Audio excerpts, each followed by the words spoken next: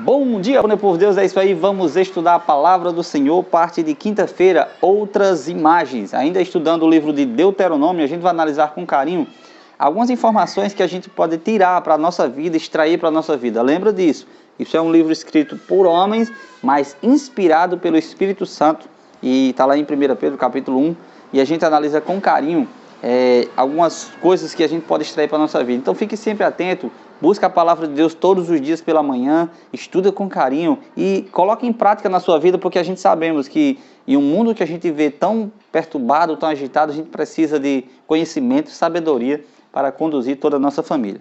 Olha só, pesquisas bíblicas há muito tempo reconhecem a semelhança entre a aliança de Israel com Deus e outras alianças entre reinos. Esse paralelo não deve surpreender, porque o Senhor trabalhava com seu povo em um contexto que ele pudesse entender. Então Deus sempre usou ali os contextos, os momentos que eles viviam, e Deus trabalhava dentro desse contexto para que o povo, aquela nação escolhida por Deus, pudesse entender. Consequentemente, outras imagens é usada no livro de Deuteronômio para ajudar a retratar a mesma ideia da aliança entre Deus e Israel, apenas para dar-lhes dimensões adicionais. A gente sabe que, na verdade, uma aliança, ela precisa acontecer da seguinte forma, olha, ao mesmo tempo a ideia de uma aliança, um acordo legal entre duas partes com regras, estipulações e regulamentos pode parecer muito frio e formal. Embora esse elemento deva realmente existir, Deus é o legislador.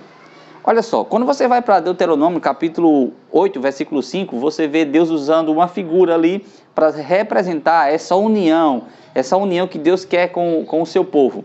E é apresentado ali a figura paterna, de um pai que cuida do seu filho e tudo mais, e que disciplina o seu filho também, porque sabe que em determinado momento ali estão cometendo erros que vai prejudicar não só o seu corpo, mas como toda a sua família, e também pode prejudicar o seu relacionamento. Então é apresentado ali Deus como sendo um pai que cuida da gente, que sempre está conosco, e Ele é um pai maravilhoso, que sempre está nos protegendo. E agora quando você vai para Deuteronômio, capítulo 4, versículo 20, e capítulo 32, versículo 9, é apresentado ali também a figura da família, como um todo ali, essa união que precisa existir dentro do lar. Eu não sei como é que está a sua família, eu não sei como é que está o seu lar, eu não sei como é que está o seu relacionamento. Mas eu sei de uma coisa, eu sei que se você permitir que Deus atue na sua família, permitir de que forma? Às vezes a gente tem esse contexto de falar, não, eu creio em Deus, eu permito, mas como é que a gente permite que Deus haja dentro do nosso lar? Não é só dizer da boca para fora, existe aqui, dentro desse livro, existem princípios, existem regras que é interessante a gente analisar, que quando a gente coloca em prática dentro do nosso lar, a coisa muda, a gente precisa quebrantar o nosso coração, e Deus sempre chama a gente. Então ele usa esse símbolo da família para representar essa união que ele quer ter com o povo. Ora, toda família tem regras que precisam ser estabelecidas ali, precisam ser observadas. Nenhum filho vai chegar e a sua mãe arrumou a casa ali, ele vai chegar, pode até chegar, mas ela é disciplinada na hora ali. A mãe arruma a casa, o filho chega todo com os pés todos sujos ali e bagunça a casa toda. Certamente ele vai levar umas boas palmadas ali. Então, quando acontece isso, ele sabe que já não vai fazer mais. Então, todo o sistema de união e essa aliança que a gente vem vendo, Deus, existe regras que não é para prejudicar o ser humano. Pelo contrário, quando a gente segue essas regras, elas servem para benefício da gente mesmo e para com o nosso próximo.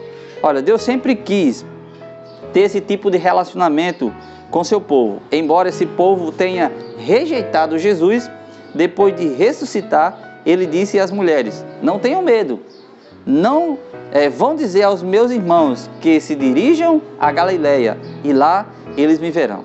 Olha só, aqui em Mateus capítulo 28, versículo 10, depois da ressurreição de Cristo, o povo tinha rejeitado, os discípulos tinham tudo abandonado Jesus ali, naquele momento da crucifixão. Depois que ele ressuscita, que ele fala para Maria, ele diz assim, olha, fala para os meus irmãos que vão para Galileia, que é lá que eu vou me encontrar com eles. Então Jesus, ele é um Deus amoroso, é um Deus extraordinário, que mesmo a gente sabe que, na verdade, a gente não pode estar pecando, não pode estar errando e tudo mais. O foco da gente é a gente viver uma vida santa, uma vida pura, separado do mundo. Provérbios fala que a luz do cristão é como a luz da aurora, tem que ir crescendo, crescendo, crescendo até ser dia perfeito. Como é que acontece isso? Deixando Cristo habitar em seu coração. É essencialmente assim que o relacionamento entre Deus e a humanidade sempre foi graça e amor aos indignos. Esse é o relacionamento que Deus tem para com seu povo, um amor infinito, um amor extraordinário. Mas lembra disso, olha só, Deus é amor, mas Ele está preparando um povo para morar com Ele.